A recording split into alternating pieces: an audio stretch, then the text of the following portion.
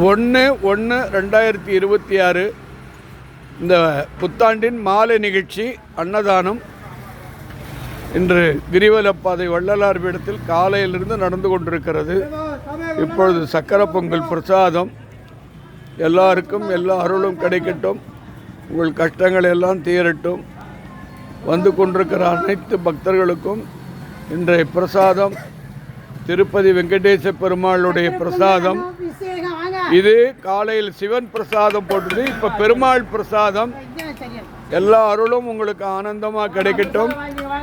இந்த 2026 என்கிற சனியினுடைய ஆதிக்கம், மார்கழி மாதமும் 17 அதுவும் 8 ஆக சனியினுடைய ஆதிக்கம்.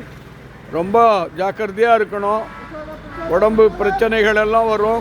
அதிகமாக கூட்டம் கூடுற இடத்துல கோயிலில் கூடக்கூடாது. முடிஞ்ச அளவுக்கு குடும்பத்தில் இருக்கிறவங்க ஜாக்கிரதையாக பார்க்கணும். எல்லா அருளும் எல்லாருக்கும் இந்த பூஜையில் பல்லாண்டு வாழ வேண்டிக்க